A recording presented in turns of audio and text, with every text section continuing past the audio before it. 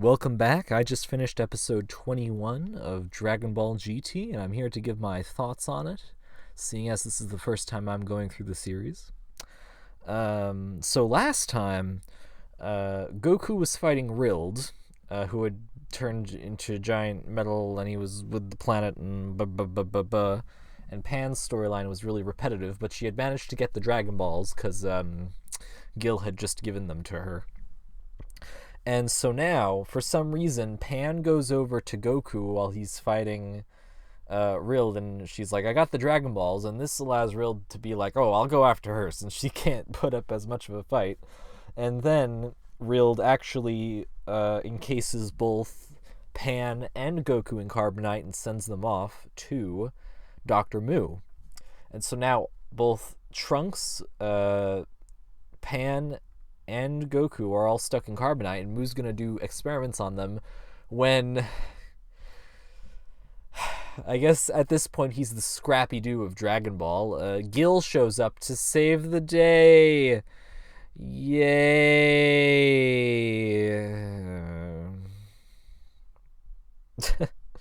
Anyway, Gil should not be your character who's swooping in to save the day. This is not the type of character you want swooping in to save the day, okay? It's just not. So, it's weird. I think a cart, like a truck just drove by, and like the door that I'm next to vibrated. That was really weird. Anyway, I'm getting sidetracked. So Gil releases Pan and Goku from the carbonite, but then Trunks, who's still in carbonite, gets shattered. But then it turns out that wasn't actually Trunks, because Trunks goes down the staircase and he reveals that he and Gil had masterminded this plan all along. And yeah, so Dr. Mu is not much of a fighter. And Trunks is like, because I wanted to find out what was in this room, and he opens up the door to Dr. Mu's super secret room, which is just, one door away. And we see a test tube, and I don't know for certain, but I'm like 99% sure that this is Baby, the villain Baby. Especially since they panned to it at the end of the episode, and he like sort of had the shape of Baby's head. It was like the same. But so yeah, I did not like this episode, mainly because Gil is not the character who's supposed to, like, Gil has saved the day twice so far, and that is 2 times too many. Like, he's come in and saved Pan's life from gigantic, like, desert centipedes, and now he's come back and saved Goku and Pan from Dr. Mu, and it's like, stop trying to give this character heroic moments, okay? Like, stop trying to, it just doesn't work, all right? It just doesn't. Also, I'd like to, like, with for those of you who've been following these episode reviews, you know that when Gil was first revealed to be quote unquote evil, I was like, no way he's actually evil. There's something going on. He's gonna be good by the end of this storyline. I know it. Come on, you can't fool me. And then as the episodes went on along, I was like, oh, at first I thought Gil was gonna be a good guy, but he's really, like, he's giving away information about Goku, Pan, and Trunks. He's like, maybe he actually just is a bad guy. And now, with the last episode, I was like, oh, well, maybe he's a good guy actually, but I'm not sure. And now he actually is a good guy. So we went full circle in terms of what I thought. You know what I mean? Like, I guess I did predict it when all is said and done. I did predict that, Gil was going to be a good guy. He's one of the characters in the intro, for goodness sakes. You know what I mean?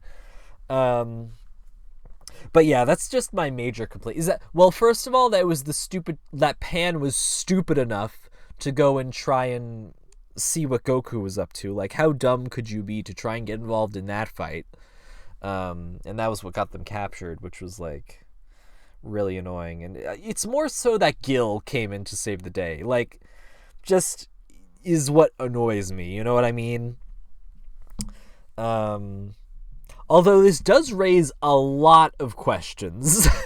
For starters, how did Trunks know that Gil was a robot manufactured by Dr. Mu? And second of all, if Trunks' whole goal was to mastermind this plan in order to find out what Dr. Mu was hiding in this room, how did he even know that Dr. Mu had a secret room that he was hiding something in? It's like this whole climax raises way more questions than it does answers. You know what I mean? But let's get on. Let me get back to get back to predictions and what I think is going to happen.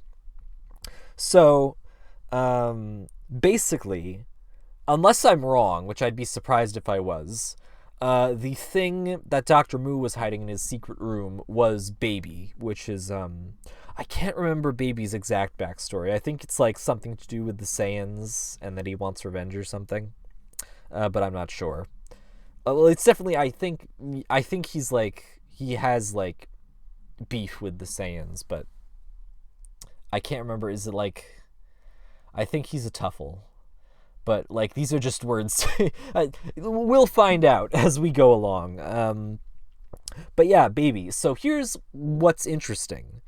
What I'm thinking is that they're gonna release Baby, and then when they get back to Earth, because they're gonna find out that Baby's taken over. Because this is what I've heard before. I've just heard this. I know things. I'm omniscient. I'm great. I look, if you're disappointed that I know what's gonna happen, then you clearly didn't watch the first episode in which I said I'm familiar with the basics. So I'm trying to be as transparent as possible, okay? I don't want to like fake reactions or anything like that. I want everyone to know what I know going forward. So I know that I'm assuming this is Baby. I'd be shocked if this wasn't Baby. So I'm thinking that Baby's gonna get released. They're gonna go back to Earth. They're gonna find out Baby took over everyone, and it's gonna be this epic battle to get Earth back and all that. That's what I think's gonna happen. Now, what's interesting about this is that it does something which Dragon Ball Super has not done until just last month. And this is a thing, like, okay. So here, okay, I want to be specific when this. Okay, so Dragon Ball Super, it has been notoriously criticized by fans, a lot. And a very large criticism that people have with it is that the arcs they stand alone. You know what I mean? Like, the Battle of Gods arc happens, it wraps up, it ends, there are no loose ends, and then, totally detached from that, the Frieza arc starts. And then the Frieza arc ends, and like, the Battle of Gods arc doesn't really have much of a... Well, I guess you could argue that, like, the fact that Goku and Vegeta were able to train with Beerus is something from the Battle of Gods arc. But my point is that, like, the arcs in Dragon Ball Super are very episodic, and they don't really interweave or connect that much, aside from, like, the characters maybe remember these experiences or something, but they don't really... There isn't much...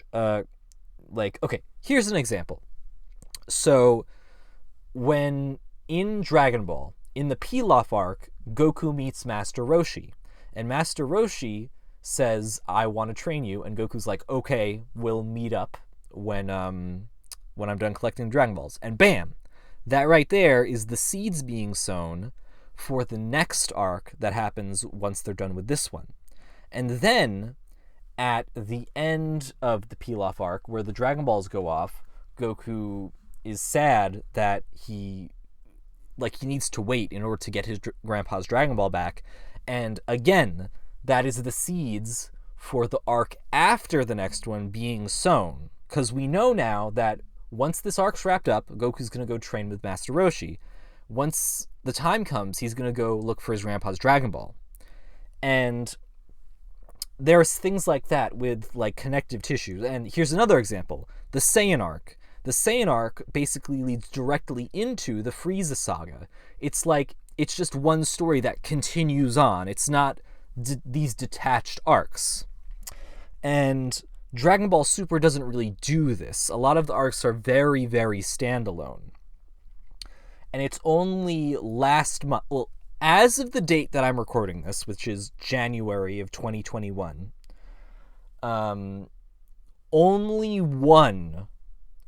there has only been one instance of this, where we just wrapped up the Moro arc in the manga, and we're moving on to the Granola the Survivor arc. And there is connective tissue between these two arcs. They have a thing which leads into it. They're not detached.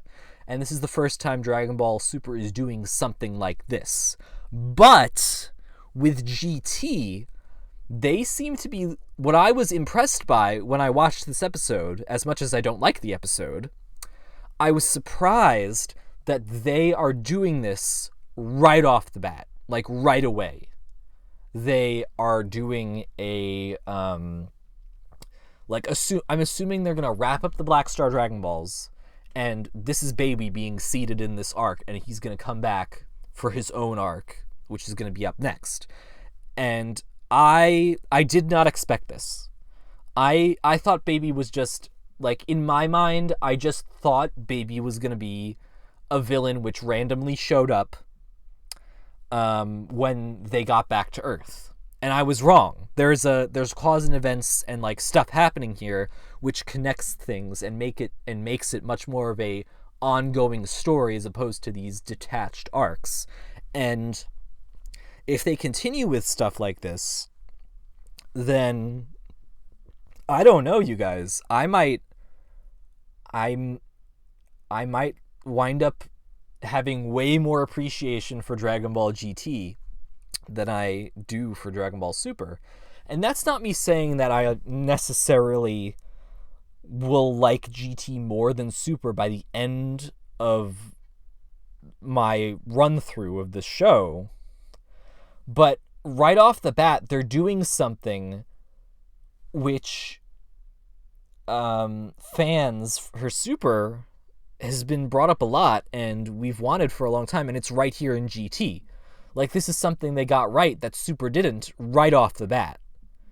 And so that's really impressive to me. And I know maybe it sounds a bit sad that it's impressive to me, but I'm happy. It's already building my interest more for what's going to happen next.